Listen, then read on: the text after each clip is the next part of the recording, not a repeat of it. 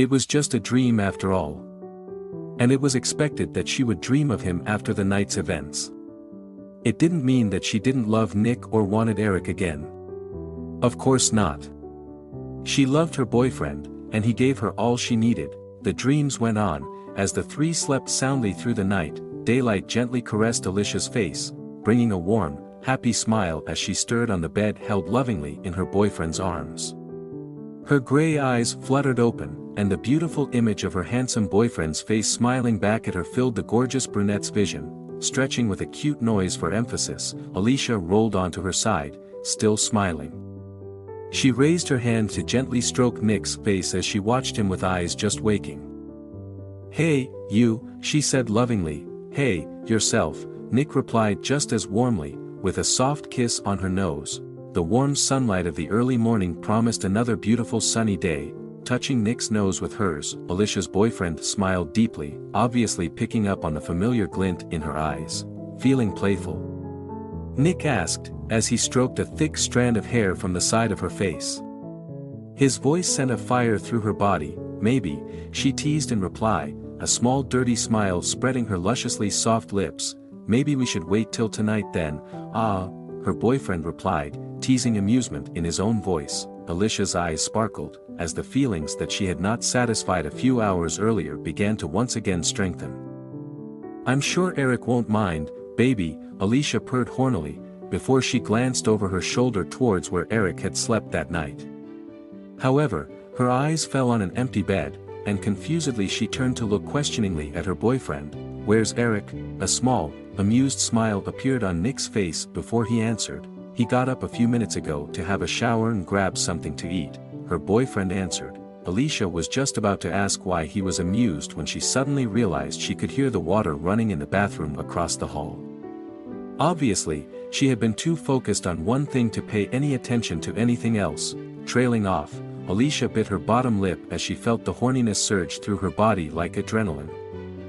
Nick did not fail to react, his own eyes practically glowing as he ran his hands down her back.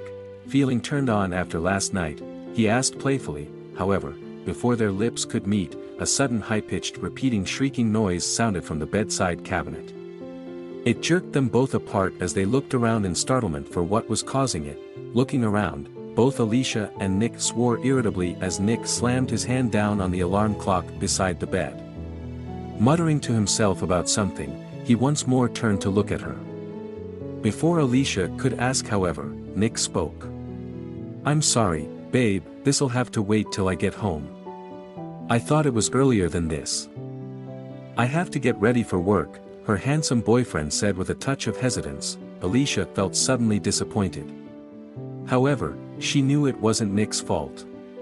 She wasn't angry at him, more at his work for getting in the way when, after all, it wasn't like last night when he hadn't satisfied her. Still, that didn't help the disappointment or relieve the once again enlivened fire within her. "You know I can't, babe. And you know I'd love to," he replied lovingly, softly kissing her forehead. His gentle touch and warm voice made Alicia feel more disappointed, but also a little better in some odd way. "We'll make it a special night tonight. Eric will have gone, and we'll have the whole place to ourselves. I promise you'll be completely satisfied by the end of it." A small, loving smile reappeared on Alicia's beautiful face at the promise, something she really needed to hear. "I know, baby," she admitted reluctantly, more to take the weight off Nick than feeling resigned to the fact herself. Still, her eyes lit up as she added the next few words, "But you have to promise me that seeing as I gave you your fantasy, that tonight you will give me mine." For a moment Nick seemed lost in confusion as to what she meant, when suddenly realization set in and his eyes widened. Alicia's smile deepened at that. After a minute or two of watching her in incredulity, Nick finally nodded. "Deal." He agreed finally, and Alicia grinned. "You're going to make me pay for keeping you waiting." "Ah," Alicia nodded. He tossed her dressing gown over to her as he reached the door, smiling in return. Alicia pushed herself up and pulled her thin gown on, tying the belt before sitting on the edge of the bed to run her comb through her long hair. She watched Nick pull his boxers and socks on. He had just pulled his jeans up when Eric suddenly came through the door. Eric smiled first at Alicia. Oh, those thoughts wouldn't help her get through the day. "Hey, man, you heading out?" Eric asked in his self-assured, confident manner. That thought made her heart beat faster. Of course. Man. A little thing called work. You know the one. Nick replied with a smile, as he grabbed a shirt from the wardrobe and threw it on before continuing, "I'll give you a ride if you get ready." Eric glanced down at the towel, though Alicia kept her eyes on his face. Ah. Oh, nah, I've got the day off, didn't I tell you last night? That's why I didn't head back with the others when they left, her boyfriend's friend replied, and Nick suddenly laughed. Oh, yeah. Must have been all that drinking last night. Ah, her boyfriend replied, combing his hair back and slipping his boots on. It's all right for some, getting to lounge about all day. Well, I can give you a ride back to yours if you want. It's on the way anyway. That was when Eric said the words that made Alicia stop brushing her hair for a moment and her heart leap. That's all right. I was thinking of hanging out a bit, keep Liz company. So it'd be cool to get to know her a bit better, if you don't mind, her boyfriend's friend answered, glancing between Nick and her, Ked from Eric to Nick as Nick looked to her. It wasn't that she minded having him around. It would be good to actually know something about him if he was going to be a friend of Nick's. Alicia felt her heart skip a beat, although she wasn't quite sure why. Nick, however, didn't notice anything. And so, without even a thought or a hint at being concerned, Nick nodded, still smiling, as he finished lacing his boots. Alicia smiled weakly in return, though Nick didn't seem to notice. Damn, it was going to be hard enough getting through the day without climbing the walls before. You all right with that, babe? Nick asked, as both he and Eric looked over to her. Glancing between the two men, Alicia felt her heart beating faster.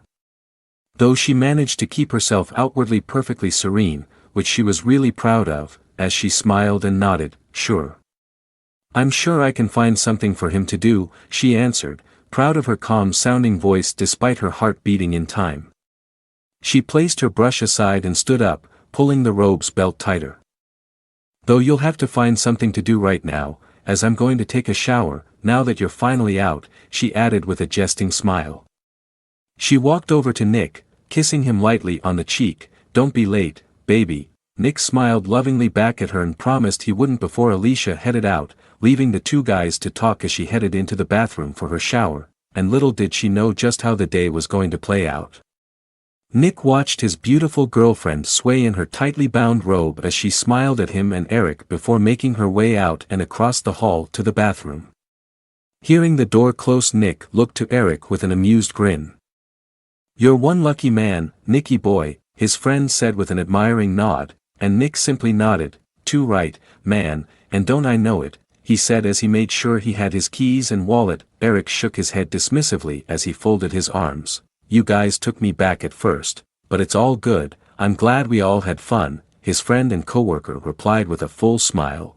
Nick nodded and clapped him on the arm, completely naive to why his friend had grinned at him or the thoughts in his mind. "So, you're all good about hanging out with me still, ah? You don't feel weird or anything?" he asked honestly, as if he or Alicia didn't feel odd, Eric might feel like they had just used him. After all, and as if he didn't know where to fit into the friendship now. That was the last thing Nick wanted. Eric was a good man and a good friend. If only he knew the thoughts in his friend's mind at that time, he may not have been so calm. "I'm cool, thanks though. But all is good with us as far as I'm concerned," Eric answered confidently, "though it'll be good to get to know Alicia a little better. I just want to make sure she feels all right around me, you know, cool." "So, you're sure you don't want a lift?" he asked again, as he considered grabbing his jacket before deciding it was way too warm for that. The car was going to be bad enough. "I'm good, man. Just going to have a relaxing day before heading out tonight or something. Maybe meet up with the guys for a drink, if you're up for it later," Eric replied, shaking his head. Nick laughed lightly at that last before he nodded. "Sure, man, sounds like a plan. Though don't think Liz will go any easier on you on those games. She's really competitive deep down," he said in reply, amused as he made his way past his friend into the hall. "Oh, and if you're hungry, just grab whatever out of the cupboards. the sound of the shower water running was momentarily drowned out as Alicia called out in response, "I'll be back later, babe." "Eric's going to make you some breakfast," he added with an amused smirk as he glanced back at his friend, deliberately putting him on the spot. A soft laughter sounded through the door before Alicia replied, "I love you too, baby. Miss you lots, so come back soon," followed by the sound of her blowing kisses.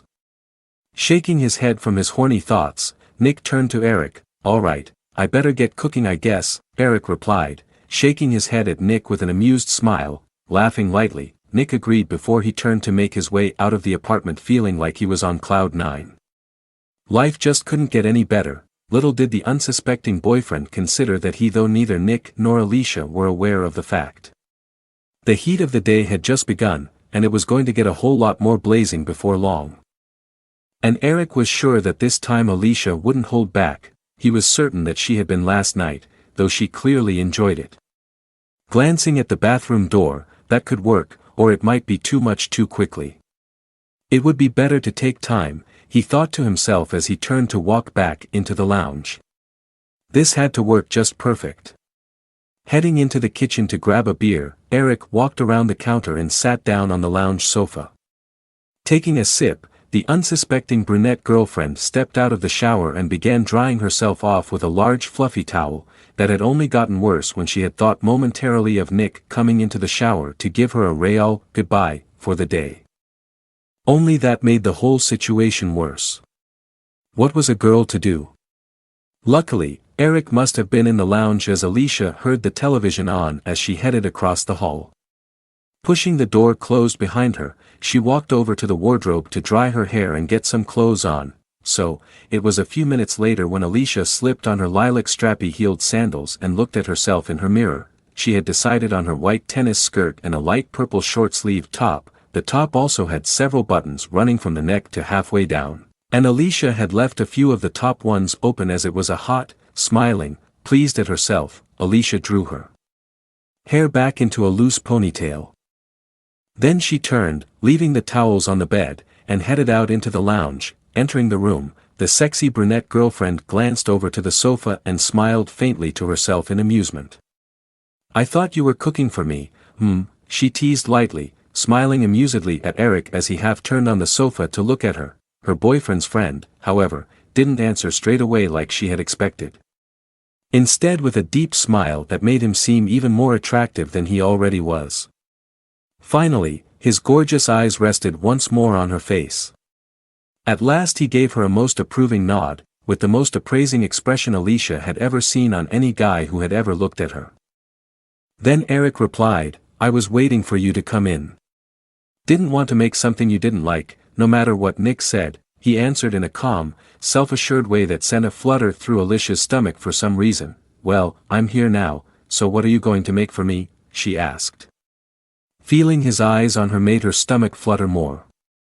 "Well, I thought you should take a look and let me know what you would like, and I'll make it for you. I'm quite a chef," her boyfriend's friend replied, and although his words held nothing at all, he still seemed to insinuate something, she was sure of it. Or was that just how horny she was? Giving him a smile, Alicia turned to walk around the kitchen counter, trying to calm herself down as she approached the refrigerator. Opening the door, she looked at what was inside, before she turned to once more look at Eric. She intended making him decide. Then she saw he had stood up, and his gorgeous face. She loved Nick and wanted only him. But then it was just looking after all. No, his requesting. So it wasn't as if she was thinking of someone he didn't know about. Besides, she was only remembering the incredible events and feelings of last night.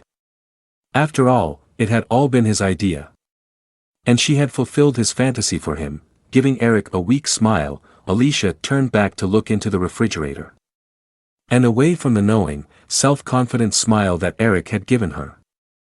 As he watched her look him over in the same way he had looked over her when she had entered the room.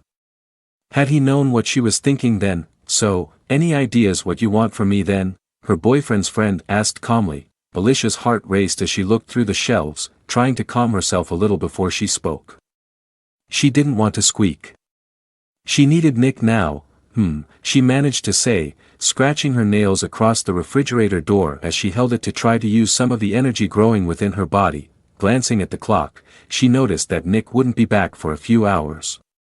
Closing the refrigerator door, Alicia turned to look over at Eric. She thought that she managed a fair appearance at least. "Why don't you surprise me?" she asked with a small smile, which was maybe a little playful. But then, there was nothing wrong with that, flirting was all right. A small, secretive smile crossed Eric's lips, before he slowly made his way around the sofa. With every step towards her he made, Alicia felt her heart beat faster for some reason. "I was thinking of something white and creamy," Eric said deliberately slowly, his words picked carefully and his eyes never leaving her as he came to stand on the opposite side of the counter from her, like maybe a glass of milk. His insinuating words were not lost on Alicia. She considered saying that he perhaps shouldn't say things like that to her without Nick there. But then, it was just flirting. And so she smiled playfully in return. Watching him move, Alicia could only think of a predator stalking its prey. For some reason that just made her heart beat faster, or maybe it was the way he was looking at her. Her mind considered as Eric came around the counter that perhaps she should calm down a little. But her heart told her that there was no harm in flirting. With her mind settled, and her whole mind and body blazing with energy, Alicia turned and leaned against the counter. She watched her boyfriend's friend approach slowly. "Let's take a look, shall we?" he asked calmly and confidently, as he gestured towards the refrigerator. Alicia felt her heart pound in her chest as she nodded and turned towards the fridge. She so needed Nick banging her hard right now. "Now, let's see," Eric said softly, as he reached past her to open the fridge door. "I've already looked," she said in as steady a voice as she could. Her heart pounded as she could feel her boyfriend's friend right behind her. "How about sausage?" Eric asked. Where was her boyfriend when she needed him? The stunning girlfriend was about to make a comment that they had none, when Eric moved closer behind her. That sounds good, or we could just skip straight to dessert. What do you have in mind?" she replied questioningly, though with more than a hint of teasing playfulness. It was just what she so badly needed. All of these thoughts passed through the girlfriend's mind in the brief moment it took her to reply to Eric. However, before she could think any further about what she should do, and in one strong, confident move, he twisted her around to face him. Welcome to Secret Story, and it wasn't her boyfriend, but his friend that was taking such liberties with her. And now, here she was, in the kitchen while her boyfriend had gone to work. Suddenly, those thoughts jerked Alicia back to reality. But she loved Nick. "Yes, we can't do this," Alicia said breathily, attempting to sound sure, though her body ached against her words. "We can." Alicia let him kiss her once, twice, 3 times, before she once more managed to push him away slightly. However, this time it took much more willpower. "We should stop," she said again breathily, still trying to sound determined.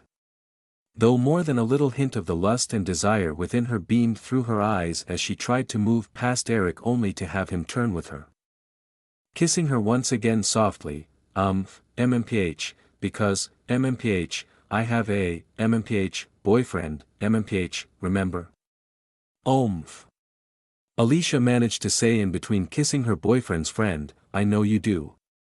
You love him with all of your heart," Eric replied. "We can do what we want, where we want, how we want. And you can let it all out." Surely Nick must have known what would happen if he left them alone today. Or if not, he should have after last night. "We really shouldn't do this, I know," Nick's friend replied, as he moved her hand so that she pulled the towel open, for it, and her body and mind wouldn't take no for an answer now. "But we're going to, aren't we? You're a little overconfident." "Aren't you?" she teased. "I think I should be a little confident, Eric replied just as teasingly. Alicia had to hand it to him, he was right. "I tell you what though, if I'm right and I am better than Nick, you owe me a. If not, I'll do whatever you want. Deal?" Alicia's eyes sparkled at that. Maybe," Alicia purred. "Well, I could always pull out." Eric began. No, don't, please," she pleaded. "Then it's a deal?" he asked, as confident as ever. We'll see, we will," he replied, kissing her deeply. Then he added in a heated, husky voice, "Now tell me what you want, Liz. Tell me how badly you want this." Breaking the kiss, Alicia looked deep into her boyfriend's friend's eyes. Her face a mask of pure lust reflected in her voice. Without another word, her boyfriend's friend moved rapidly. And began. Nick Greaves pulled into the car park and managed to find a space more easily than expected. He made sure he had everything before he headed into the building where he worked. Meanwhile, his friend was back at his girlfriend in their kitchen as the unsuspecting boyfriend passed the reception, only to be told that he was only in for half a day today. All the while her loving boyfriend continued to get on with his day's work, pleased that he wouldn't be away from his beautiful, caring, and supposedly faithful girlfriend long. He planned on treating her like a queen when he got home. As Nick sat down to work glancing at his mobile as he placed it on the desk, Nick considered phoning Alicia to tell her the good news. Or should he wait and surprise her? "You know my boyfriend is your friend, right?" Alicia asked, or perhaps it was the words that made her think of her loving boyfriend and the fact that here she was cheating on him in their own kitchen with his own friend and coworker. Somehow that should have made the 21-year-old girlfriend feel bad. "So, it's alright if I behind Nick's back, but not for you to admit you wanted me, huh?" he asked smugly, as the last button came undone. "I wish Nick was here to see this." The phone on the wall as it rang. Nick Greaves finished laughing as the woman closed the door behind her before he turned to the folder in front of him. He hadn't been at work that long and already he had been given more to do. However, it didn't seem to dampen his light mood. Maybe that was the coffee though. He was on his third since he had arrived. Looking over the folder's contents, Nick was unaware that right then his girlfriend was unbuttoning her light purple top. The loving boyfriend was unaware that his friend, Eric, dotting the I's and crossing the T's. Nick spent some time going over the papers in the folder. Finally, closing the folder, and ensuring nothing would fall out, Nick leaned back in his chair. Smiling as he thought over getting his fourth cup of coffee, he glanced down at the phone, taking the receiver in his hand. Nick dialed the number for his and Alicia's apartment. He figured he would surprise his beautiful, loving girlfriend.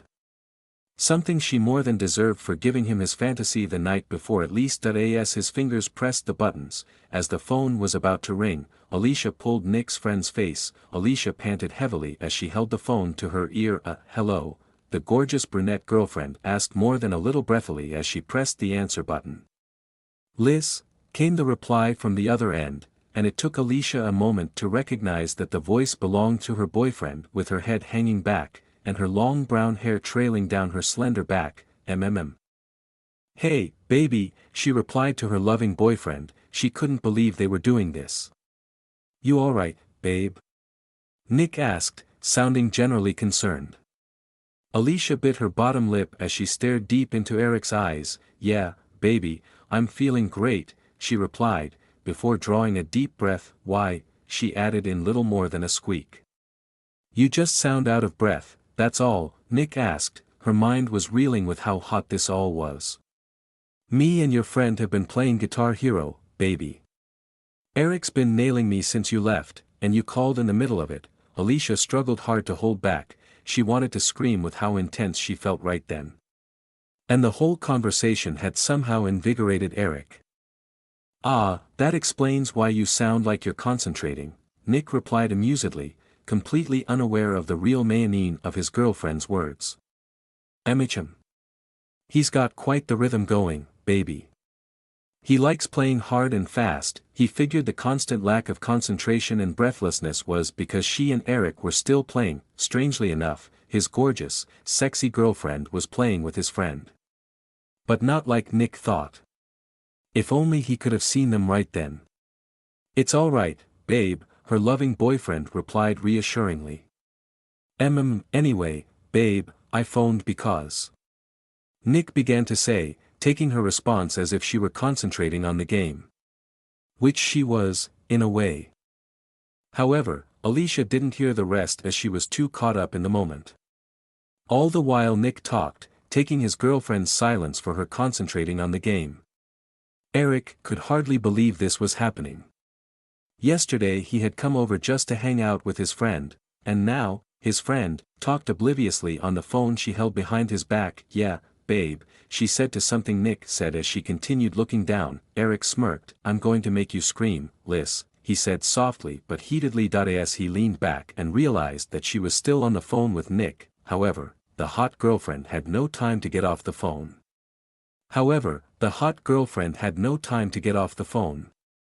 Welcome to Secret Story, Eric smiled smugly to himself.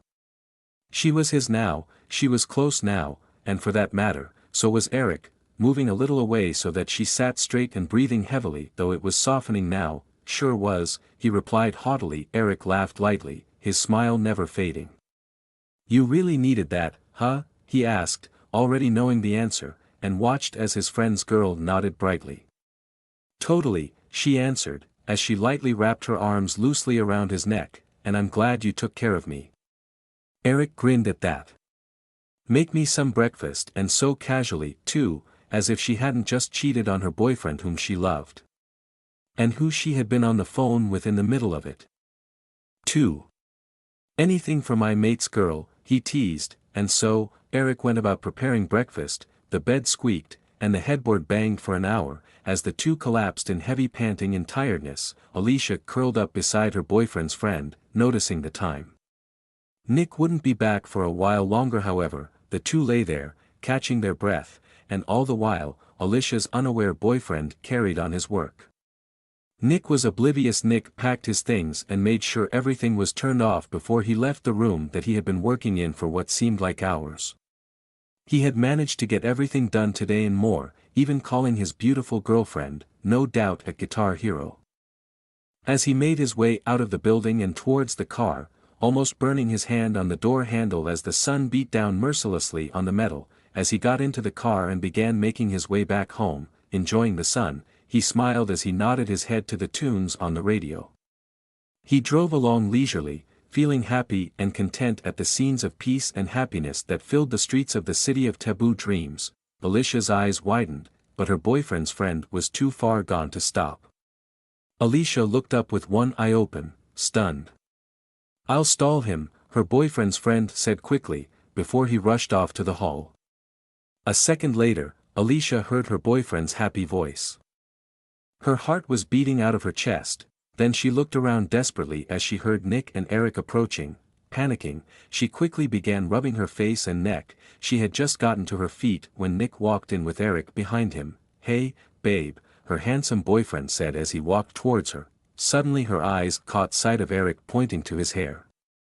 For a moment, Alicia looked at him confusedly before she touched her hair. "You look all red, babe," Nick commented as he let her go.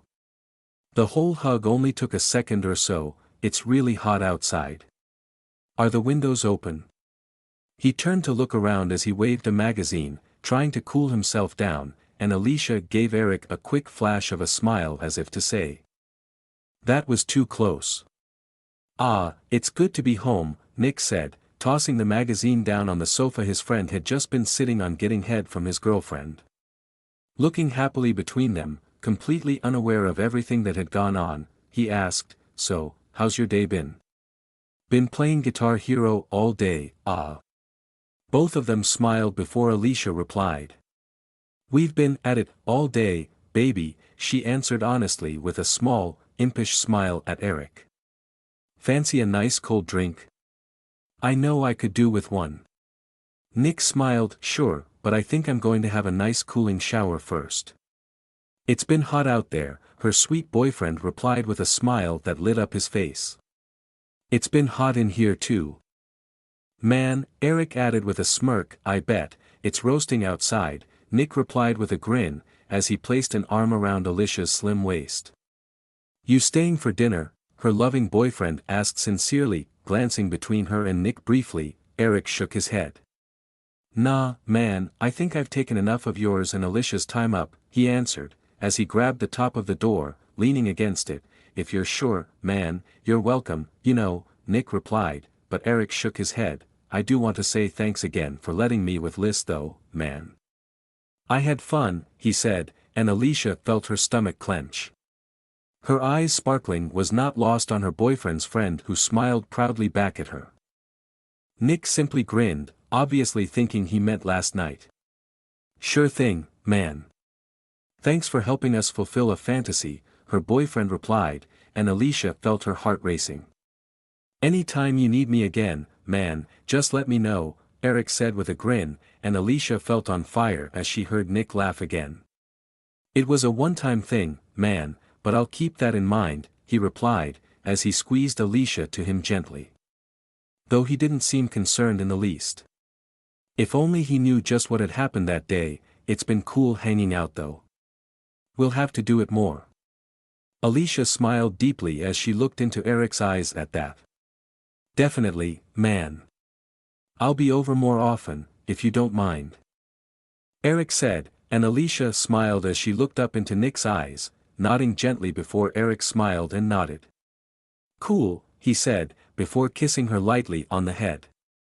He let her go as he made his way towards the door. Well, I really need a shower, man. It's been hell working in this heat. I need to get out of these clothes. So, I'll catch you soon, yeah. Eric took the hand Nick offered and shook it firmly. With a little more conversation, Nick made his way into the bathroom. As the door closed and locked behind him, and the shower turned on, Eric slammed Alicia against the wall. Then she looked at herself in the mirror. Thoughts flashed through her mind of when and how she would be able to see Eric again. More thoughts also ran through her mind. The fact that she had cheated on her boyfriend today, a lot, and that she was planning on doing it again. But what surprised her was that she wasn't feeling guilty about it. Oh, she loved Nick with all of her heart, and seeing him made her feel so happy. What little worry touched her was soothed as Alicia thought that besides, Nick had been the one to open this Pandora's box, and in the days to come, she was going to take it a lot more. One last thought flashed through the gorgeous girlfriend's mind, wicked, naughty smile on her beautiful face. Nick had brought 3 of his friends back last night. And Eric had boasted that he would tell them all about the night Nick had let him have his girlfriend. And what they had missed by leaving early. Maybe she would get to know them all a little better. Maybe she could hint at Nick bringing them all over for a night of playing games. Yes, and send him out for something. Nick had opened Pandora's box, and now his girlfriend and friends were going to enjoy what came out, a lot. But that was to come, to be continued. I'd spent many hours getting everything in order before my 2-week vacation. I leaned back in my chair and turned to admire the scenery through the window behind my desk, when I heard the unmistakable sweet voice of my assistant. So, Luke, are you ready for the big day? As ready as I am at all, Melanie. It's not like I haven't done this before. Make it work for you, boss? You don't need to set a record for the most marriages in a decade. I smiled. Are you picking on me? Maybe a little bit, but you're too nice a guy to have to deal with all the shit you've been through. Call it what it is, Mel. It was a whole bunch of shit. Are you ready to take off? Is there anything I need to tell you about? No, I think we've already covered everything. Thanks for offering to let me leave after Wednesday for Saturday's wedding. Tonight, I can just go to the pub and relax before I dive into the details on Thursday and Friday. I'm glad we're having a small wedding. So you'll let HR know if your assistant gives you a big hug? Never before. Melanie has become one of my closest friends and has been special to me since the day I hired her shortly after I took a position at Personal Wealth Financial almost 10 years ago. I will never forget interviewing her. Her resume made her the top contender, but when she walked into my office, I saw a somewhat homely, skinny girl who seemed shy and reserved. I didn't immediately notice the redness around her nose and slightly darkened eyes. The poor girl was sick as a dog, but still struggled to get through the interview. I was impressed enough to invite her for a second interview. It was then that I met a real dynamo with an overflowing personality. Admittedly, she was not attractive in appearance. She was skinny as a rail and seemed to lack the butt to hold up her pants. Nevertheless, I learned that she was full of self-confidence and personality and radiated a beauty that could have been taught by the most beautiful girls I knew. Her husband was a lucky man. Next chapter. I decided to relax for a few hours at my favorite pub near my home in Kirkland, Washington, and grab a light dinner. Kaylee, the bartender, has filled many roles for me over the years. Her beautiful red hair framed the stern face of the woman who was my second mom, confidant, counselor, and caring friend. As a young woman, I'm sure she was quite attractive, but a hard life and smoking took its toll on her features in her late 40s. But to me, she was a lovely person. She saw me at my worst and always found the right words when I needed them. The pub was sparsely populated. There was the familiar smell of fried food and the atmosphere of soothing raw emotion. As I approached the bar, Kaylee looked in my direction and smiled. "Mr. Three Wolves in the Wind, how's my favorite customer doing?" "Better than I deserve, Kaylee. Are you still chained to that man of yours, or are you ready to run away with me?" "What, and ruin the wedding day this Saturday for your beautiful bride? The usual, Luke?" "Yes." As Kaylee disappeared behind the faucet, I noticed an attractive woman sitting alone 3 stools away from me. I estimated she was about 35. She was nibbling on her lower lip and smirking slightly, which seemed to be a result of my chatter with Kaylee. I decided to be neighborly and greet her. "Hi." She furrowed her brow and gave me a suspicious look. "You don't look drunk." I raised an eyebrow. "That's the most interesting greeting I've ever been thrown." "No, I'm not drunk." "The bartender said you were wasted. I assumed that meant she thought you were drunk." "Oh," I grinned. "That's her nickname for me, but it's not 3 sheets. It's 3 cheaters. Great. Another guy who can't keep it in his pants." She seemed to bite her lip a little harder, and the frown on her face said it was personal to her. Just as I was about to speak, Kaylee put my beer in front of me and came to my rescue. "Lady, Luke is one of the sweetest and most loyal men I've ever met. He wasn't a cheater." Sadness darkened her face and her lips quivered. "I'm sorry." I was sure tears were about to come, so I nervously held out my hand for a greeting, hoping to avoid the emotional flood that seemed inevitable. "No problem. I'm Luke." She reached out to me in a quick, frantic handshake, as if she was afraid of human contact. "No, I'm sorry. I guess you can call me Deceived Too Many Times to Count, or Linda for short." "Nice to meet you, Linda for short. Excuse me? Sore subject?" Her mood brightened considerably after my stupid joke. I hate making women cry, and the change in her mood was a welcome development. "Yes, definitely a sore subject. But something tells me there's quite a story behind your 3 chowder experience." "I guess, but I'm not sure you want to hear about it." "Go ahead, Luke. Tell her your story," Kaylee interjected. "It's fascinating." Linda faked a pout. "Please?" "You two aren't leaving me any choice, are you?" "No," they replied in unison. All right. Let's see. Where do I start?" "Harper. Life doesn't always work out the way we expect it to.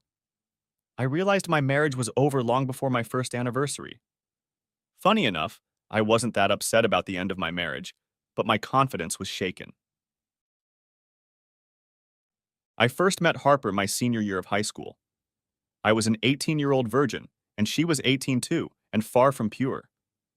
I wasn't looking for her, but a group of friends brought us together. I should have said no, but my little head beat my big head for that decision. My teammates cornered me in the locker room after the game. "Luke, when are you going to stop hanging around with the blimp and find yourself a girl worthy of our quarterback?" "Chuck, you talk about Aubrey like that again, and I'll flog you. She's not a blimp, just a little uptight. But I like her, and even though we're not dating, she's my best friend." "Okay, but you need a real girl who puts herself out there. We need to make your cherry burst." "I don't need your help getting laid. Back off." Ted stepped in to calm me down. "Hey, Luke, I'm sorry. It's just that Harper was telling my girlfriend that she'd really like to meet you. Harper may be beautiful, but she likes to date everyone who wears pants. That's not what I want." "She's not really like that. She's nice and she likes you. Come to my party tomorrow night. She'll be there. Just to see if there's any chemistry between us. What could be worse?" Guys were very cruel when it came to my friend Aubrey. She wasn't a sleek and skinny model, but she was exactly what I liked. She had a girly face that I knew would remain gorgeous even in middle age and beyond. We weren't dating, But that was impossible to realize because we were always together. Truth be told, I found her extraordinarily beautiful on the outside as well as the inside. We grew up in church together, and I wanted to be true to my beliefs. Unfortunately, those damn hormones were destroying the weak defenses I had erected around my chastity. Face it, I wanted to have fun. At Ted's party, Harper was looking for me like a missile homing in on a target. Luke, Ted said you'd be here. Hi, Harper. You look good. Good enough to eat? Well, I'm not. Relax, Luke. I'm just messing with you. She wasn't messing with me. For an hour, we played tonsil hockey, and before half the night was even over, my experience had changed on many levels. Aubrey understood right away. She looked hurt, but accepted that I had gone over to the dark side. A few weeks later, she started dating Dennis, a center from our team. Knowing that Aubrey wouldn't rush things, I teased them both. She couldn't laugh, and Dennis told me to chill. I apologized to both of them and felt pretty awkward afterwards. The way they called me out made me ashamed of my changed attitude, but after all, I was a stupid teenager. I began to distance myself from Aubrey and Dennis. In hindsight, I was living in the dark, and the light surrounding them was uncomfortable for me. I wanted to have fun, and being around them hindered me. Harper and I dated and explored each other for the rest of the school year and the following summer. I loved our relationship. She was beautiful and knew how to utilize her well-developed talents. She was easy to talk to, and we found that we shared many of the same interests and views. After a few months, I began to fall in love with her. In the fall, Harper planned to attend Washington State University, while I headed to Indiana to attend Purdue on a football scholarship. As much as I loved her, I realized the long distance would be hard on both of us. We agreed not to be exclusive and to see each other when we were both home. Hormones and partying instincts ruled my life for the first 2 years of college. True to our word, Harper and I dated when we were home. We never discussed what was going on when we were apart, and I guess that was wise of us. I found myself comparing every girl I dated to Harper, and none of them lived up to her. I missed her more and more and couldn't wait to see her again. I started calling her more often and felt that she was experiencing the same feelings I was. My love for her grew even though we were separated by thousands of miles. Around junior high school, maturity and responsibility came to me. The values I had been taught as a child swamped my consciousness, and I grew tired of the emptiness that seemed to be a part of my cluttered lifestyle. From that point on, I only had a relationship with Harper, and I began to think about proposing to her. The summer before my senior year of high school, I needed to know what Harper thought about our relationship. Babe, is there anything we can talk about? Sure, Luke. Are you okay? You seem really serious. Yeah, I've been doing a lot of thinking, and I guess for the first 2 years of college I was, well, a little wild with girls. I always loved you, and I knew we'd get back together, but was it the same with guys? I I've had a few hookups for fun, but I always wanted it to be with you. I mean, no one else could compare to you, you know? Yeah, I know. I get that you date guys, and that's okay. That's what we agreed on. But this year was different for me. I started to feel like I was cheating, and I realized that I want to be the same person with you. I want you to know that since we were together last summer, I haven't kissed a single girl. I'm hoping maybe you'll promise me that you feel the same way. I only love you, Luke. I want to spend the rest of my life with you. And you, I mean, will you marry me? Harper jumped into my lap, crying out, Yes, yes, yes, yes! Then we lay next to each other and began to share our dreams of a life together. Suddenly, she stood up with a concerned look on her face. You don't want to get married now before your senior year, do you? No. Maybe a few months after we graduate. Harper seemed relieved. I assumed she was thinking about what would be practical, but it still bothered me a little. I also realized that I never got an answer to the question about her recent fidelity, but she had waved her magic wand, making me believe that she was faithful only to me. It was a minor thorn in my side at the time, but it came back to haunt me. After graduation, Harper took a job with a real estate firm, and I started my career with personal wealth financial planning. We were married in December of that year, and I considered myself lucky. I was determined to return to the faith I had as a child, but it became apparent that Harper was not interested in spiritual matters. I began to realize that living with a man gives you a much greater understanding of what he is really like. I didn't have to wait long after the wedding to see the first warning sign. Harper talked me into cutting short our honeymoon in California wine country so we could attend a New Year's Eve party with more of her friends, most of whom she knew from college. I hardly saw my new bride all night. The party was held in a dance hall that we had all rented with our own money. Harper fluttered around the room and chatted with everyone. Sometimes I didn't even know where she was. Several of her girlfriends kept me on my toes like it was their assignment for the night. I had to carry a passed-out Harper to the car and into our apartment. She was very considerate and apologized for her behavior at the party, so I got over it. But over the next year, events piled up in my mind that there was no way I could come to terms with. She had a lot of late-night meetings. She wasn't very forthcoming about the details of her work and life, and at times it seemed to me that her friends were at the top of her priority list. How could I have been married for less than a year and yet feel so alone? A year passed, and it was time for another New Year's Eve party at the same place. I really didn't want to go there, but I also felt compelled to see what Harper did when she was alone with her friends. I figured I'd have a better chance of seeing the real Harper if she didn't think I was there, so I excused myself at the last minute, citing an upset stomach. Harper even seemed glad I stayed home. I let the party go on for a few hours and then showed up around 10. I tried to stay out of sight as soon as I showed up. It didn't take me long to see Harper at the other end of the room. There was a group of 6 guys standing around her, and they were all taking turns showering her with kisses. Then I saw her pull one of them by the hand into the hallway that led to the small practice rooms for dance classes. The rest of them were standing off to the side, giving each other high fives and looking like they were standing in line. I stood there for a bit, wondering what to do, and decided I had to see what would happen. I headed across the room but didn't escape the attention of Harper's friend Amy. "Luke, Harper said you were homesick." "Don't bother me, Amy." "Luke, please don't go back there."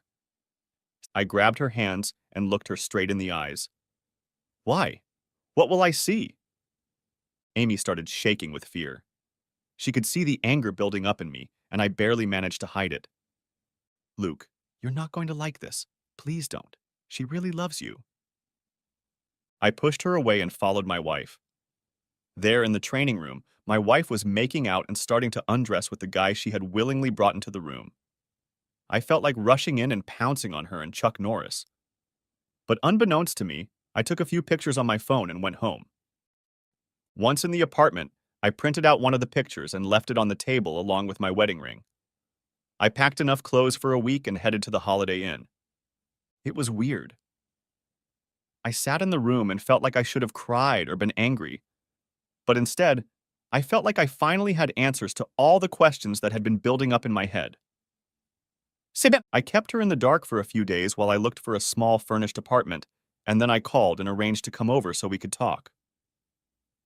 "Luke, where the hell are you? How could you just leave like that?" "I'll come over tonight so we can talk." "Luke, please. I'm sorry for what you saw. It was—" "Shut up, Harper. We'll talk tonight. I'll be there at 7. I hung up the phone and searched for some emotion to hold on to. Emptiness, of course, came over me. A little anger and a healthy dose of bruised ego also came over, but I felt an overwhelming sense of relief. Sure, I'd spent a little over a year on it. Somehow discovering the real Harper justified my growing suspicions. Our relationship had never really been right. My thoughts returned to a conversation that had taken place between my father and me years ago. We were talking about love and relationships, and I asked him how I could recognize that I had found the right woman. His words ring in my ears now. "It's different for everyone, but when you kiss her, maybe your knees will go weak, or maybe you'll feel a glow, like you've been filled with electricity. Maybe it will manifest in some other way. Whatever. You'll know." I couldn't remember feeling a similar affirmation with Haley. but I realized now that it was a purely physical feeling. I'd never felt the real connection my dad was talking about. So, to my surprise, I was. Okay. I was still disappointed by her behavior, but I was coping just fine. I entered the apartment at 7 without knocking. Harper was sitting at the kitchen table, staring at the damn picture and my ring. Calm and clearly resigned to the inevitable, she greeted me with words that summed it all up. "We're done, aren't we?" I sat down across from her. "Yes." "Aren't you going to yell or rant or anything?" "Why, should I?" "You should." I guess I finally got to see the real you, Harper. And the truth is, we're not right for each other. Even more telling, at least to me, is that I don't think I've ever really loved you the way married people should love each other. I don't think you love me the same way either. Let's break up, keep it civil, and move on. Okay? I was surprised she didn't show more emotion. She just shrugged, which clearly said what she was thinking, even more convincingly than her next words. I guess I wasn't ready for marriage. I wanted to be ready. You're the kind of guy I want to settle down with, and I wanted to be the girlfriend and wife you wanted. I really did. You're right. It's just not me. Tonight at the bar, Linda seemed to be deep in thought when I finished the Harper part of my story. Wow, I guess you dodged a bullet when you realized the truth so early in your marriage. I didn't realize my marriage was a lie until my 14th year of life. Don't get me wrong, because you really are a beautiful woman, but I can see the pain on your face when you talk about it. I think no matter how much time passes, finding out the truth can hurt like hell, but at least you'll be able to move forward, maybe a little wiser. Leaning my elbow on the bar, I leaned my head on my arm and looked into her eyes. Something tells me I need to hear your story too. I'm getting better, but yeah, I'll share my story someday. But we only fooled you once, and I need to hear the whole thing. If I have to. It ends better than it started, so maybe this will cheer you up. Linda averted her gaze for a moment and sank into thought. Are you still seeing Harper? Sometimes. She was diagnosed with multiple sclerosis shortly after our divorce. It made her grow up fast. She's keeping well and ended up marrying a nice guy. They seem to fit together. You're not the kind of guy who likes karma biting his ex ass, are you? No, and certainly not like that. Getting sick or something like multiple sclerosis isn't something I'd wish on anyone. And I still have good feelings for Harper. We really ended on good terms. So who's number 2? I had to chuckle. Number 2. An apt description of how things went with Zoe. Zoe. I met Zoe at a party thrown for my old friends, Aubrey and Dennis. They were married while still in college, and after graduation, Dennis took a job at a large manufacturing firm. At a very young age, he was promoted to vice president of finance and had to move to Dallas. All of their friends gathered in the ballroom of the Hyatt Hotel to congratulate them on their move. I was talking to one of my friends when the ballroom seemed to light up, and Zoe walked in with glamour and grace. In a word, she was stunning. I found out later that her picture was on the cover of Maxim about a year ago. All the men, including myself, had to wipe the drool from their lips. Most of the men were married, and their wives were with them. Then, the funniest thing happened. The wisest general in the army could not have organized a faster or more effective defense than the maneuver that the wives instantly initiated. Almost every man was physically engaged in a serious conversation with his spouse. I was one of the 3 remaining single men, and Zoe quickly cast her hungry gaze in my direction. I watched her walk purposefully in my direction, and immediately feared the excitement in my loins was about to become evident. Hi, I'm Zoe. Is it just me, or did about 20 women just demonstrate their claim on men? I don't think it was your imagination. My name is Luke, by the way. She shook my hand, and her touch sent shivers running down my spine. Zoe. Nice to meet you, Luke. I guess the ladies think I'm a threat. Looks like your ball chain isn't protecting you. No, my chain broke a few months ago, and yes, you are a threat. You should know how awesome you are. Thanks, but you're pretty damn gorgeous yourself. I could feel my cheeks flaming with an intense fit of blush as I searched for an appropriate response.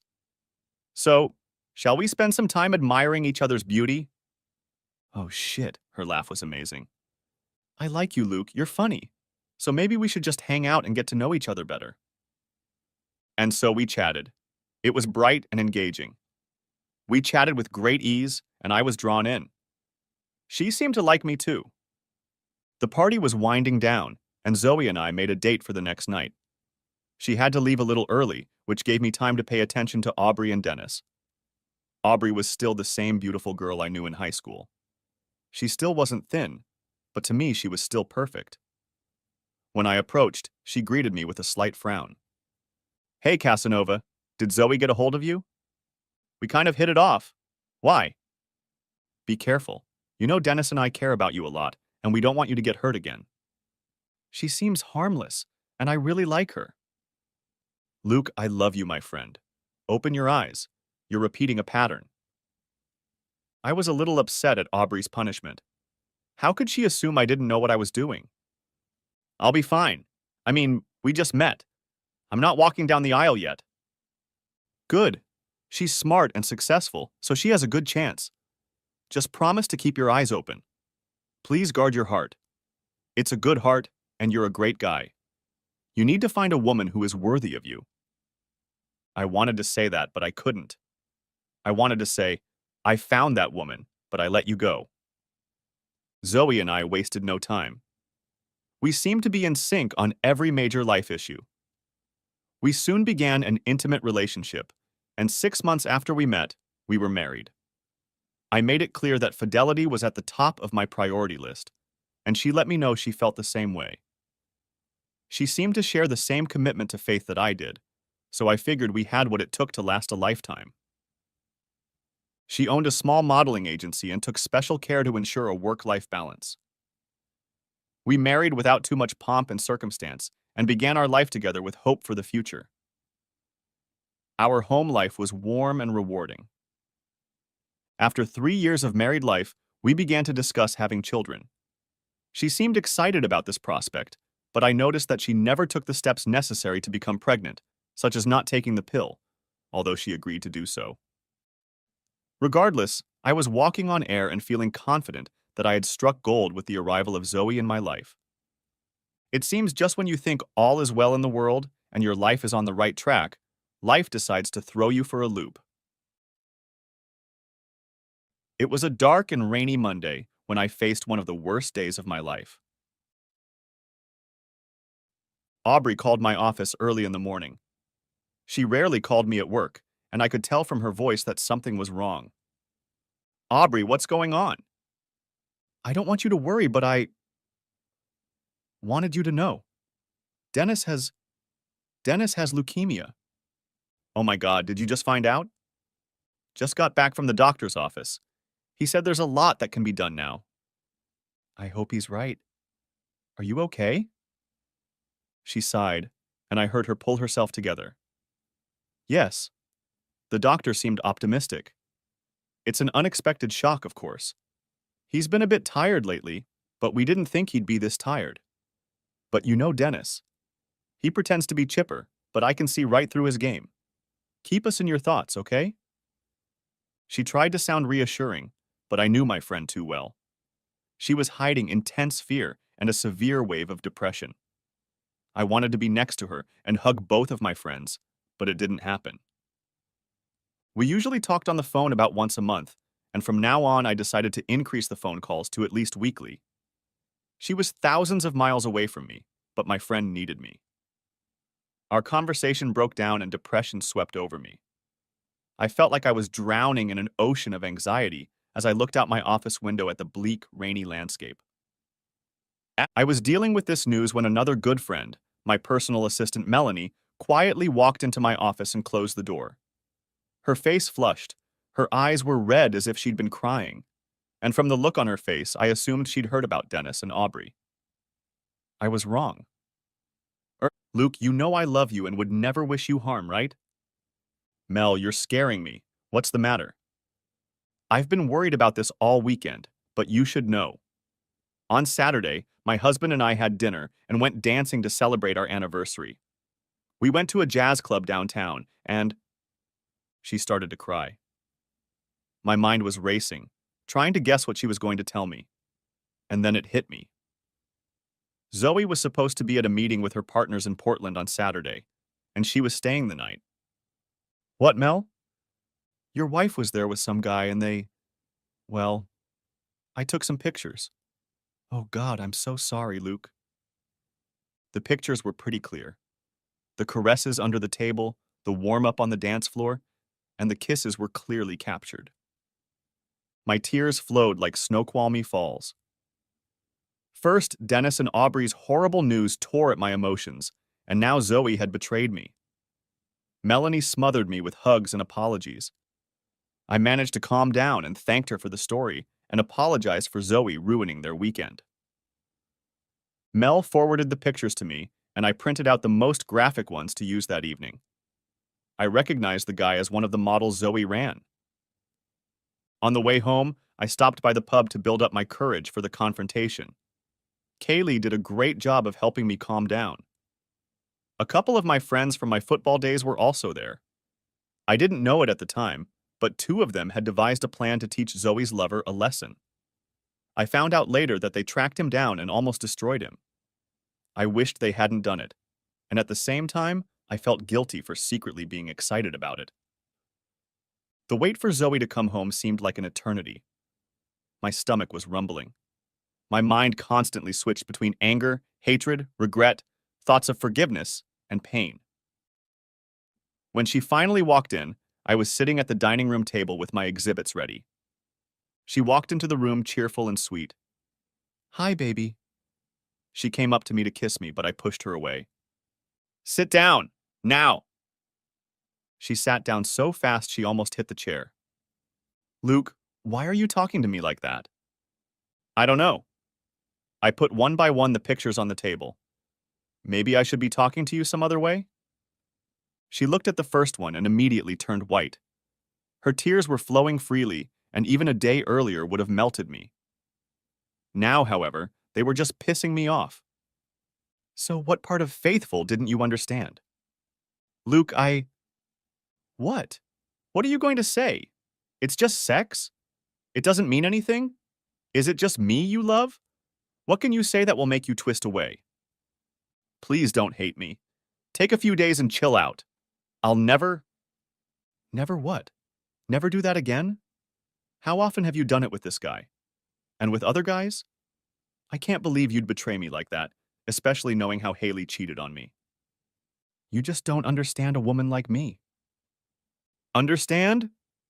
My rage boiled over. I pulled her face to mine and screamed at the full capacity of my lungs. "I understand exactly what you are. I'd call you a pig, but that's an insult to pigs. You fooled me, didn't you?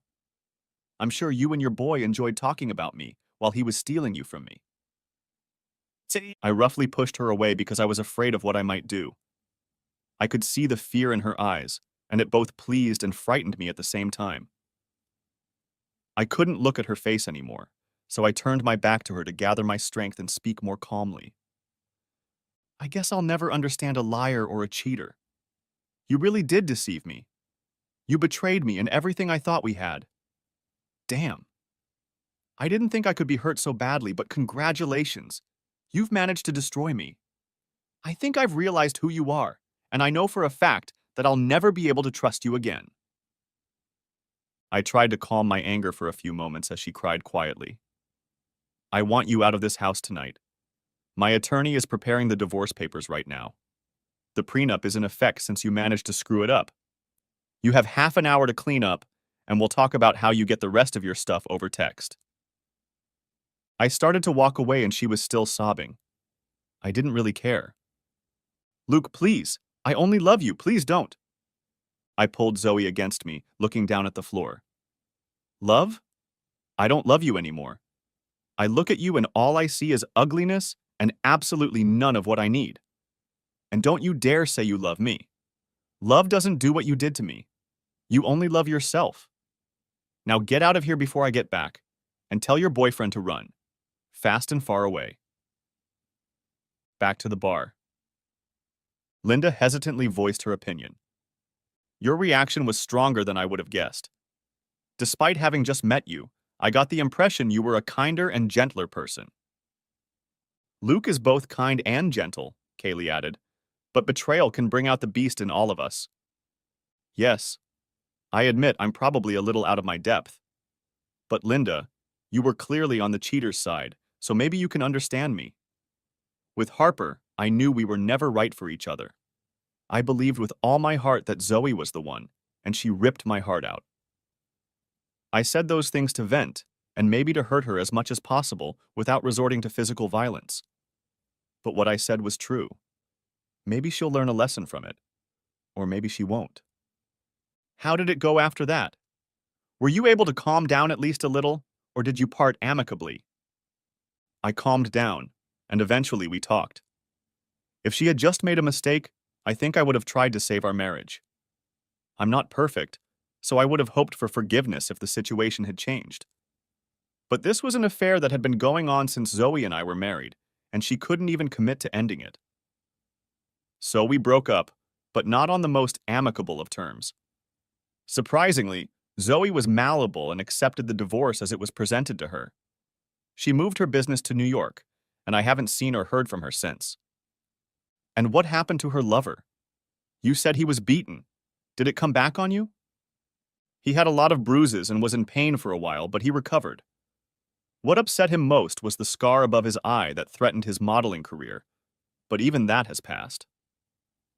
Ironically, Zoe became my alibi, as the attack happened 45 miles from home, at the very time I confronted Zoe in our dining room. I'll admit, my first reaction was a feeling that justice had been served, but it quickly faded away. Sure, he was scum, but I didn't mean it or provoke it. So that's two. Looks like you picked the same women and expected different results. I smiled sadly. You sound like my friends. They all tried to tell me the same thing, but I guess I'm a slow learner since I went down the same path after Zoe. Are you kidding? No. I wish I was. As sad as it is, I think you'll get a kick out of how I found out about Samantha's cheating. Samantha. My divorce was finalized in October 2016. I decided to fly to Dallas to visit Aubrey and Dennis to celebrate Thanksgiving with them. As usual, air travel was difficult that week, and I sat in the SeaTac airport for several hours due to delays. I was concentrating on my beer in the lounge when a charming blonde woman who was having a tense conversation with someone on the phone lowered herself into the seat across from me. Listen, I can't control what the hell the airlines do. I can't go to the gate and demand that we take off because you demand that I arrive on time. The plane is delayed. I'll be there later than expected. She had the cutest dimples that danced as she spoke, and I couldn't help but giggle to myself. She disconnected the call without waiting for an answer on the other end and muttered a few phrases to herself. Then, with a glance at me, she realized that I couldn't help but hear her talking and decided that I was laughing at her. Are you laughing at me, asshole? Oh God, no. I'm sorry it came across that way. I didn't mean to hear you. Then what are you laughing at? I squirmed and decided it was better to be honest. I hope this doesn't piss you off, but, well, I've noticed that you have amazing, beautiful dimples that dance across your face when you're arguing with someone. Thankfully, she laughed and blushed, trying to hide her dimples. Sorry, my mom can make me cranky when she's like that. She thinks the whole world revolves around her schedule, and it's my fault I show up late. Moms can be like that. Are you okay? Oh yeah, I love my mom, but I'm having a hard enough time dealing with air travel as it is, and I don't need her attitude at all right now. Your phone's ringing. It's her. Trust me, I'm sparing her feelings by not answering it. I'm not in a good mood, and I can't be responsible for what might come out of my mouth. Can I buy you a drink to help you regroup? A drink from a stranger? She threw a little girl look with a shy grin and dimples on her cheeks. I'm not that kind of girl. Well, I'm Luke. And you are? She giggled, smiled, and whispered with feigned desperation. I'm Samantha, or Sam to my friends. See? Now we're not strangers. What would you like to drink, Sam? We chatted for almost 2 hours before my flight finally boarded. I was mesmerized by her wit and charm. She didn't have the beauty that Harper or Zoe had, but she was still very attractive. Her smile was a little crooked like Drew Barrymore's, and combined with those wonderful dimples, she seemed pretty damn beautiful to me. She had the body of an athlete, which made me feel like a high school sports star who had allowed himself a little extra. I decided I had to fix that. I almost regretted hearing the announcement from the airline. Damn. Sam, they're starting boarding my flight. I've really enjoyed getting to know you. Do you live in Seattle? Yes, I live in Redmond. And I'm almost next door in Kirkland. Can I be so bold as to ask if you're in a relationship? Because I'd love to buy you dinner and get to know you better. My opinion of how cute she was further reinforced when she wrinkled her nose. Wow, you move fast, but you're pretty cute, so… Okay, give me your cell phone. Sure, here. Okay. My info is in your contacts under Sam, and you can call me anytime after I get back next Wednesday. Thanks. I have to say, I never thought I'd be this happy after having to sit and wait for a flight. Me neither. I might even be in a good enough mood to call my mom back. We hugged and I felt like I was in heaven. She pulled away and looked into my eyes. Do you really like my dimples, or was that just a line? Trust me, I really, really like them. Luke? Yes. Please don't turn out to be some kind of weirdo. I don't want to have to knock you. I was glad she was laughing. Don't worry. I'm so normal that I'm more afraid of annoying you than anything else. The flight was beautiful because I felt like I didn't even need an airplane. I was in full lust mode with the hope of love on the horizon. The chemistry seemed more than appropriate. In Dallas, Dennis met me at the airport, and I was surprised at how good he looked. On the way to their house, he gave me the happy news. He was in remission. He is one of the nicest guys on this earth, and I couldn't have been happier or more relieved to hear that he was doing well. Dennis and Aubrey had 3 children, and their home seemed like the place I had always wanted for myself. Love was everywhere. Aubrey cooked an amazing feast and took the time to scold me for choosing narcissistic women as wives instead of finding a girl with good character. In the back of my mind, I pondered which category I would put Sam in if our relationship worked out. I waited to call Sam until Thursday of that week when we both returned home. I was counting on a quick conversation to plan a date, but I ended up feeling like a teenager when our conversation turned into a 2.5-hour marathon. By the time the conversation was over, my head was hovering in the clouds. I could feel a huge smile on my face and enjoyed the moment. It was then that I realized I wanted her. I couldn't wait to pick her up for our date. I was so excited that I had to fight the urge to leave too soon. Her apartment was only 3 miles from my house, and I expected to spend a lot of time in the coming months driving the route between our homes. Our first date was at one of my favorite places, Matt's Rotisserie and Oyster House restaurant. We had an easy conversation and I couldn't stop looking into her eyes. I was falling much faster than I wanted to, but I was clearly falling. The longer we talked, the more beautiful she seemed. Luke, you have no idea how much I want you to come visit me for a while. Oh, I think I know how much, but I want to take my time. Is that okay with you? Yeah, I guess so. You're still getting over your marriage, so there's no rush. Thanks for being understanding. You're much more understanding than my little brain. Luke, I've been lusting after you since the moment you told me your name at the airport, but let's not rush things. I don't mind. Cold showers helped for a few weeks, but by Christmas we realized we were in love and let the passion flow. I'd never run a marathon, but the closeness with Sam was the most intense workout I'd had since football drills at Purdue. A few months later, Sam moved into my house just in time for Valentine's Day. There was no question that we were in an exclusive relationship, and we were rapidly gaining momentum. That summer, we planned a small wedding. Sam played volleyball and led an active lifestyle playing a variety of sports. Hiking, kayaking, biking, and jogging took up all of our weekends when we weren't busy in the Olympic bedroom. She was active at a local gym, and I decided to join in too. We set up a workout challenge, and I bought us both Fitbits and an iPad app that allowed us to track our fitness progress individually and as a couple. I was in the best shape of my life. The wedding was set for the first Saturday in August. We each invited our immediate family and a few friends. Melanie, my personal assistant, was coming with her husband. Aubrey and Dennis would fly in for the wedding. I felt I had done everything right this time and couldn't wait for Sam to be Mrs. Riley. The wedding was informal, with only 37 invited guests, so Sam didn't have the stress that turns many women into brides. Sam's sister was a bridesmaid and didn't have to worry about other attendants. Our priest performed the ceremony right in the reception hall, which avoided transportation issues and wasted time. I stood next to the priest and watched the bride walk towards me. Before the procession began, I looked around at the guests. Melanie was standing a few rows behind me and glowing with happiness. But I didn't see Aubrey or Dennis. I hoped they didn't have a problem with the flight. We said yes, kissed, and started the party. The longer the reception went on, the more worried I became that I didn't see Aubrey and Dennis. About 2 hours into the reception, I felt my phone buzz with an incoming message.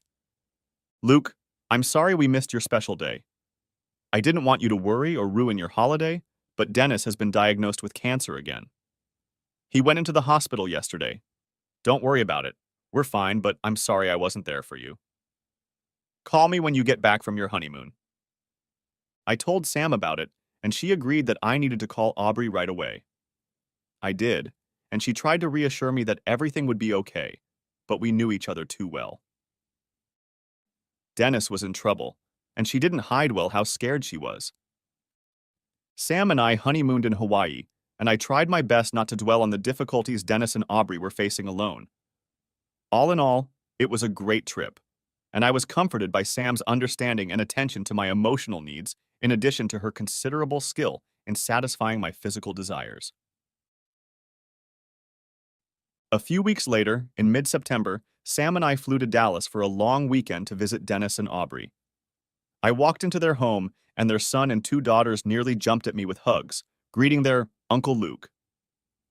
But what really knocked the spirit out of me was the sight of Dennis.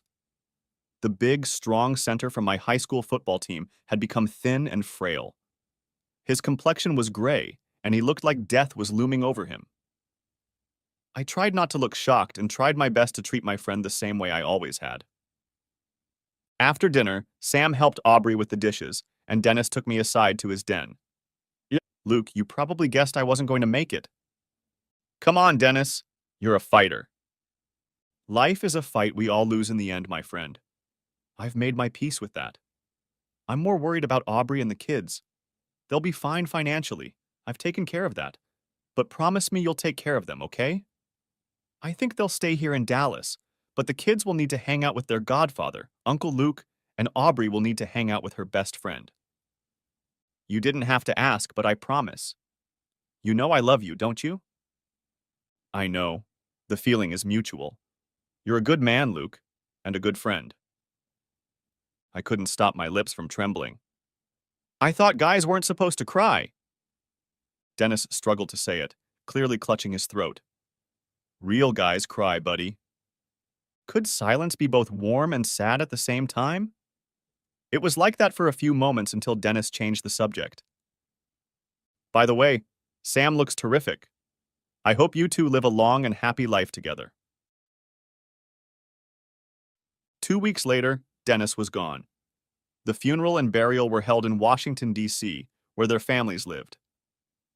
Aubrey and the children stayed with us for several weeks while we tried to help them through this difficult process. Once again, Sam was wonderful and a true partner in a time of need. It was several months before Sam approached me with an idea. Do you know Hugh, the owner of the gym? He's looking to retire and wondered if we might be interested in buying the place. Really? And what do you want to do? My career at Microsoft is good, but this is more like my dream. It's something I'd love to do. Well, I really don't want to change careers. I'm too well settled and capitalized on the market. Why don't you go into it on your own? By yourself? I suppose I could, but I don't have that kind of money. Maybe I can help. What is Hugh looking for? I have enough money to pay for the business, but he also wants to sell me the building. That's $2 million I don't have and am unlikely to raise. We started an LLC for the purpose of investing in real estate because my portfolio had grown significantly, which meant I had plenty of freedom for other investments. Our accountant and lawyer drew up the agreements, and our new businesses started up smoothly. The night the paperwork was finalized, I was showered with kisses, and we celebrated wildly all weekend. Microsoft asked Sam to stay on as a consultant at a solid hourly rate. We discussed the pros and cons, but both of us realized that the extra income would make her financial situation very easy. It didn't take long to realize that the new business would be a tremendous success. Owning the business and working for Microsoft, which included occasional travel, put a great strain on Sam. She had plenty of energy, but I had to work out at the gym if she needed to go out of town. Nevertheless, we were happy and even started making plans to start a family. Sam thought it would work out if she eventually gave up her job at Microsoft.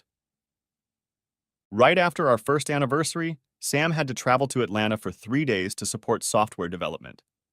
As usual, we talked every night and shared details of our days. On the second evening of the trip, she called just after 3 p.m. West Coast time, or 6 p.m. Atlanta time. "Hey, Sam, how was your day?" "Wonderful. We got a lot done, but there's still a lot to do. I can't talk long as some of the team members are getting ready to continue their work over dinner. Can I do that tomorrow?" "Of course. I'll be heading to the gym tonight to check on things, so I can go and see how the staff is holding up." "Sounds good. Love you, babe." "Love you too." I headed to the gym and decided to work out before I went to check on things in the office. Satisfied that everything was going well, I stayed to close the door at 9. I was tempted to call Sam, but it was past midnight in her time zone, and I was sure she'd had a long day.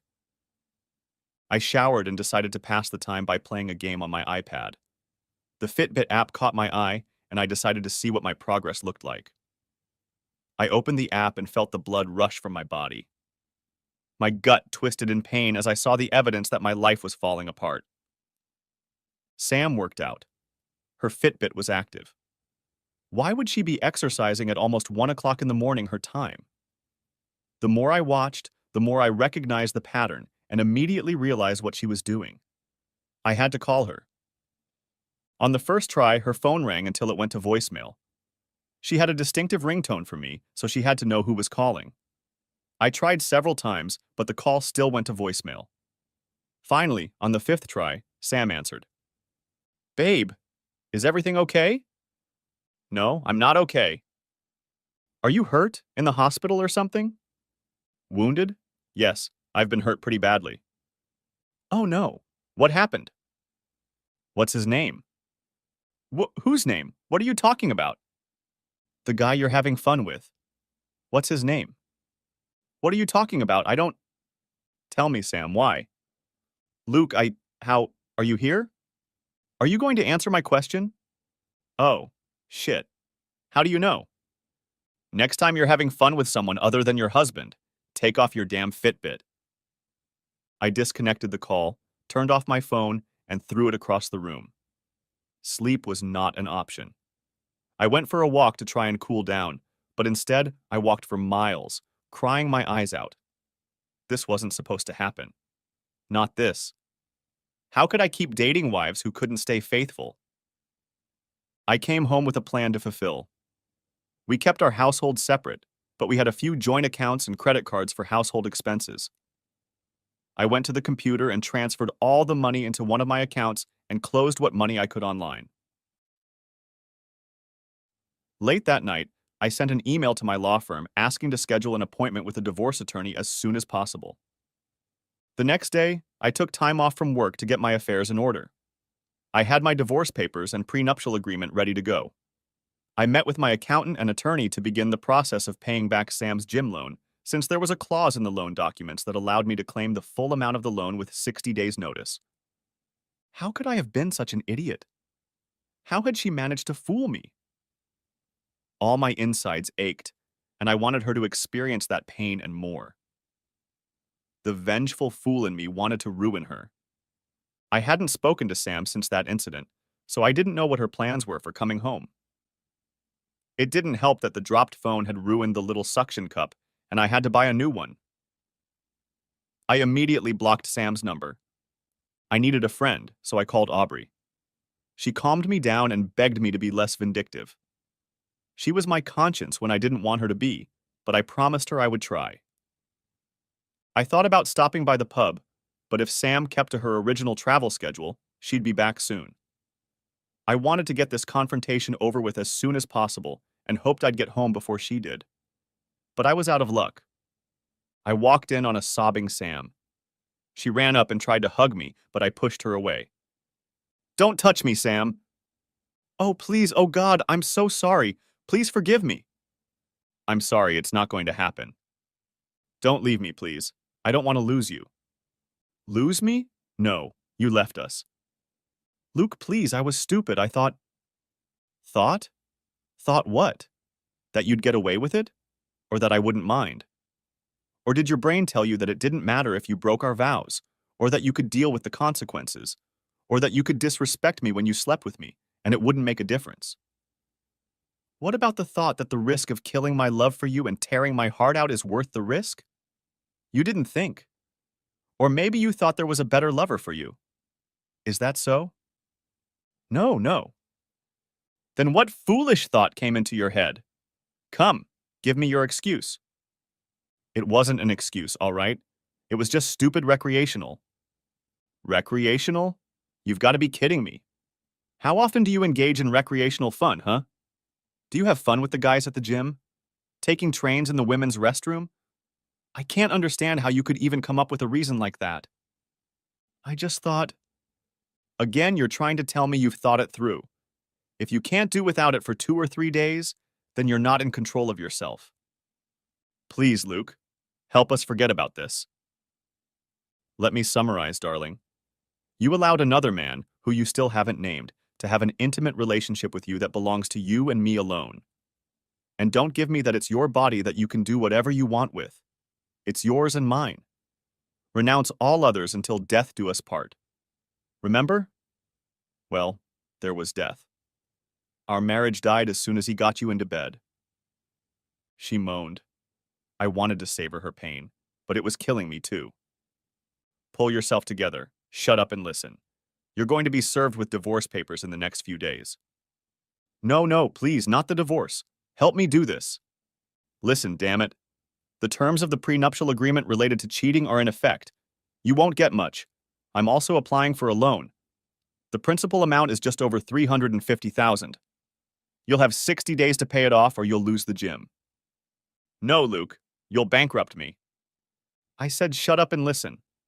I won't claim the loan if you sign the divorce. You resist, then I'll take everything. I don't care about the money or the gym. I just want you. Please, let's work this out. No, Sam. You knew about my painful history with cheating wives. You swore you wouldn't do that to me, and yet a year later you did exactly that. I'll never trust you again, especially when you show so little respect for me, knowing what it would do to me. Damn it, Luke. I made a big mistake. I'm not perfect, but neither are you. Are you telling me you never wanted to date another woman? I fought my composure to stay calm. I bit my lips so hard I could taste blood. Yeah, I'm not perfect. We all have fantasies. The difference is that you acted on them. I would never do that. Please. Stop begging. It makes me sick. But we were planning a family. What? Do you really think I want my children to have a mother who thinks the way you obviously think? I want to have good, decent, moral, loving children who will make this world a better place. I don't want their lives to be affected by a man who can do what you did. She started wailing again, and I really didn't want to listen to her. I left and told her I would be back in a day or two when we had both calmed down. It was hard to leave the shattered woman I loved sobbing uncontrollably on the floor. At first, I hoped she felt as destroyed as I did, but I felt horrible guilt for leaving her. Besides, I needed to get out of there before I broke down. I didn't want her to see that. After a few days, I cooled down. We talked, and I agreed to go to counseling to see if we could save the relationship. I didn't want to be a three-time loser, and I really cared about her. I just didn't know if I could ever get that feeling of her being my life partner back. After 6 weeks of meetings with the counselor, we were driving home from the last session, and Sam was uncharacteristically quiet. I glanced at her a few times and saw tears rolling quietly down her cheeks. Like a lot of guys, I'm not particularly observant, but I knew this night was going to change everything. We walked silently through the front door, and Sam broke the silence. "Can we sit down and talk? I have a story to tell you." "Sure, babe." I assumed she had decided to sit next to me on the couch to avoid eye contact. Sam sighed heavily and, struggling for composure, began her story. "When I was little, my dad and I were very close. I was his princess, and he was my hero, like a father should be. My sister and I would always snuggle up to him on the couch when we were watching a movie or just relaxing as a family after dinner. Even during my rebellious teenage years, my dad and I were close. When I was 16, I made a purity vow to him at our church that I would save myself from marriage. I didn't make that promise lightly. I took every word seriously. Our church held events like that when I was a kid. Yes, it was the order of the day then. Anyway, I started dating a guy from my Sunday school class. We dated for about a year, and he kept pushing me toward intimacy. On my 18th birthday, I gave in, and Pandora's box was opened. I know what you're like. Yeah. Anyway, one night the rest of the family had to leave for a banquet, and my boyfriend and I were left home alone. After about 15 minutes, we were already doing it. I looked up and saw my dad in the doorway looking at us. He was diabetic and had forgotten his insulin, so he had to go back to get it. His mouth was trembling like he was going to say something, but instead he just walked away. I covered my eyes to chase after him, even though I had no idea what I was going to say. Before he walked out the front door, he turned to me. There were tears in his eyes, and I felt like I'd been struck by lightning. I couldn't move. Then he calmly said, "You're a grown woman, and you can make your own choices," and walked away. He took it pretty calmly. No, not really. I hurt him terribly. But the thing that broke my heart the worst was the look in his eyes that night and every day afterward until he died. Before that, whenever he looked at me, there was a love in his gaze that was impossible to miss. I could swear his eyes twinkled. But since that night, that look had disappeared. When he looked at me, it seemed to me that all he was seeing was a sight no father should see. Tears and pain streamed down Sam's face as she remembered her past. A chill ran down my spine as I realized why she had forced herself to tell me about this horrible milestone from her past. I wanted to speak up, but decided to let her finish. We never hugged again after that. Sure, we hugged when we said hello or parted ways, but the intimacy of daddy and princess was no longer there. We loved each other, but now we were father and daughter. She paused to gather her thoughts, and I hugged her, partly to comfort her, but mostly to let her know I understood her. "Luke, I see the same look my father had when I look into your eyes now. Whenever you look at me, you see me with some faceless guy and relive my betrayal. I feel like you desperately want it to go away, so we can go back to the way things were before I screwed things up. But there's nothing you can do about it. I'm sorry. I'm not holding on to this to punish you or anything. I still love you. I know you do, but that look will always be there. You can't trust me no matter how much you want to. No matter what I do to make you believe that I will be faithful and never cheat again, deep down, you will always fear the old saying, once you cheat, you always cheat. There's nothing either of us can do. I've broken what we can't fix so that things can go back to the way they were. What are you saying, so we give up? I'm saying you deserve someone you can trust with all your heart, and I deserve to find someone who will look at me the way you used to before my stupidity. I'm saying we both need to move on separately. Back to the bar. Linda's emotions were at breaking point. Tears were streaming down her cheeks in a silent cry. I had a few of my own, just from reliving the nightmare. Leaving Sam at the house, I walked over to the pub. I walked in, and Kaylee realized everything just by looking at me. Kaylee wiped away tears as she recounted that evening. I noticed Luke walk in and I could see he was about to snap. I yelled to Pete to keep an eye on the bar and took Luke into the study. As soon as the door closed, he collapsed into my arms and burst into tears. Linda lowered her gaze to her beer. I know the feeling. I know that pain. Kaylee comforted me and talked to me for hours. Eventually, she made me laugh a little, and then she came up with a nickname for me. The Three Wintricks? Yes, Kaylee said. I told him that he'd get over it, and eventually he could just let go of the pain and let the wind carry it away, like he'd done 2 times before. He swore he would never be in that position again. I knew him too well to believe he would live alone, but I figured he needed time. Linda put her hand on mine with a slight smile on her face. But you look okay now. In fact, you look more than fine. You give me hope. I just moved here for a fresh start, and fate seems to have brought us together, I think, so you can share your story with me. You look happy now. I finally realized that I was making the same mistake over and over again.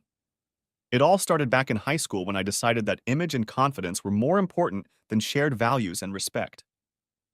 I had the perfect woman, and I lost sight of her, never stopping to look for the wrong one. You were thinking about Aubrey. I closed my eyes and smiled. Oh yeah. It took a few months before I was ready to break up with Sam, but I knew the woman I needed and wanted was the one who had always been my best friend. So you went to Dallas and knocked her down? Kaylee grinned and slapped the bar lightly. You'd think he'd done something so simple, but no. Genius Luke managed to screw that up too. Thanks, Kaylee's mom. Linda's face lowered as if she were watching a tragedy unfold. You didn't go after Aubrey? Of course I went. But I followed her around because I didn't know if she was ready to go through Dennis's death on her own. We kept in touch, and I tried to figure out when the right moment would be to confess my love to her. Kaylee was my rock. I was ready to tell Kaylee that I had tickets to fly to Aubrey. Of course, I planned to knock her down when I got there. So what happened? 4 weeks ago, I woke up after a sleepless night. Actually, you probably can't wake up if you've never slept, but I woke up with a new sense of purpose. All night I tossed and turned until somewhere around 3 in the morning I made a decision. I was driving to Dallas to tell Aubrey how I felt. If everything went according to plan, I would come home engaged to the woman I had wanted for as long as I could remember. After making this decision, I couldn't sleep because I had to fight my fears and the excitement encompassing me. I was confused, but determined to find out if she felt the same way I did. It was Friday morning and I had some errands to run, so I went to the office and feverishly did what absolutely had to be done and managed to buy a plane ticket for the next day to get my ass to Dallas. The tasks took longer than I had bargained for, but by 4 o'clock in the afternoon I managed to finish my work, and I made it to the pub to tell Kaylee my plans. 3 cheats, Luke. You're early tonight. I know, and I won't be able to stay long, but I had to tell you that I finally decided to go to Aubrey's. I have to tell her. Well, you didn't. Look, I have to run and get ready. I want to stop by the jewelry store, so I'll be sure to show up with a ring in my hand. Luke, listen. Kaylee, thanks for your help. I couldn't. Luke, shut up and listen. I need to deliver these drinks, but if you shut up for a minute and turn around, I think you'll realize you don't need to go to Dallas. What? What do you mean? Look in the stall by the restrooms. I'll be right back. I turned, and my heart jumped in my chest, but just as quickly fell into the abyss. I saw enough of her profile to recognize Aubrey. She was sitting with some guy holding his arm across the table. They were smiling at each other, like 2 people who had shared a common love. The pain in my stomach slammed into me head on. I quickly left the bar before I made a fool of myself and threw up in the bushes near the front door of the bar. I was in shock. My head was a complete mess, and I couldn't connect two simple thoughts. I turned my phone off and drove around town feeling sorry for myself. I just kept driving, thoughts running off on tangents until tears stopped me from seeing. I realized I had driven all over West Seattle and drove to Alki Beach to stop for a while. My eyes were burning when I finally found a parking spot. I parked and just sat there crying like a baby. Finally, pulling myself together, I walked out onto the sidewalk along the beach and just sat there watching the sun set over the water. All sorts of thoughts came into my head, but I couldn't concentrate and felt completely lost. It was about midnight before I was able to drive home. I showered, got dressed, and drove to the office around 1 a.m., hoping to occupy my mind with something else. Besides the fact that it was the middle of the night, it was Saturday, and I knew I would be alone during the day, which was exactly what I wanted at that moment. Other than canceling my flight, I didn't accomplish anything. I slept for a few hours on the couch in my office, and then I just sat in my desk chair and stared out the window looking for answers that seemed unattainable. Should I let her go? Should I fight for her? There was no way I could decide which path was right and which was wrong. Finally, around 2 in the afternoon, I went to the pub to see Kaylee. I realized I had left the night before without talking to her after she warned me that Aubrey would be there with a date, so she was probably worried. I walked in, and Kaylee saw me right away, but the look on her face was not at all what I expected to see. I expected her to be worried about me, but she was clearly furious. "You damned fool! What the hell were you thinking running out of here like that?" She set the beer down in front of me, and without letting me get a word in edgewise, decided to start tearing my ass up. "You asshole! You made me worry, you idiot! I have to finish serving the drinks, but you're staying in this damn seat until I get back." The words she used were changed to protect the innocent. Kaylee never swore, much less at me, so I figured it was best to keep quiet. What was she getting so worked up about? She kept frowning and shaking her head, muttering horrible names at me. She texted someone, then went on to other clients, keeping her angry gaze on me. It took Kaylee about 10 minutes to finish what she needed to do when she finally stood in front of me, eyes glaring like a demon trying to pierce my soul. She was clearly trying to temper her fervor before she spoke. I froze speechless with fear. "What a bloody idiot! I thought you were going to Aubrey's table, but like a complete fool, you ran out the door. What the hell got into you? What was your simple mind thinking?" I couldn't." "Shut up. You spent months, no years, telling me how Aubrey was the woman you loved and then ran away without talking to her? But you warned me. You showed me where they were." "Warned you? About what?" "Damn it, Kaylee. You know I love her more than life. I told you I was going to Dallas to finally tell her how I felt and ask her to marry me. In my mind, I had already dedicated my life to Aubrey, the woman I loved with all my heart. I had loved her since childhood and was willing to do anything to make her mine. When you warned me by showing me where she was sitting with her boyfriend, I realized that Aubrey probably had other plans with this guy." Kaylee's face visibly softened, but then I noticed she wasn't looking at me, just over my shoulder. Then I felt a gentle hand on my back and heard the voice of an angel. "Is this how you really feel about me, Luke? I've waited almost 20 years to hear you say those words." I spun around on the bar stool, and Aubrey pulled me to her. Our lips met, and our tongues danced with a fury and passion like I had never experienced. I felt our hearts and minds merge into a single life bound by love. Our spirits soared into a new dimension, as if we could leave our bodies and look down on a heavenly connection. After 3 marriages and many other relationships, it only took one real kiss for me to realize what my father had been trying to tell me all these years. In my mind, it was confirmed without a doubt. Aubrey was the one. She was the true love I had always wanted and needed. At the bar. Linda couldn't hide the tears that came to her eyes, You almost missed out on the woman of your dreams again? Kaylee raised an eyebrow and looked at me. Yes, I did. When he'd recovered enough from their rather erotic display of affection, I asked him what he was thinking to pull a stunt like that. I told you. She was sitting with another guy. Kaylee looked ready to scold me again, but I noticed the glint in her eyes. Then I told him he was a damn fool for making assumptions without checking them out. A smile spread across my face as I felt her hands on my shoulders before she spoke. Kaylee, are you being mean to Luke again? I turned to see my love and pulled her lips to mine. After a few seconds, Kaylee giggled and cleared her throat. Why don't you two get a room? That PDA is embarrassing all the customers. Aubrey smiled back at her. We'll make great use of the room in a few days, won't we, honey? Linda smiled, her moist cheeks glistening. You two are wonderful together. Oh, I'm sorry.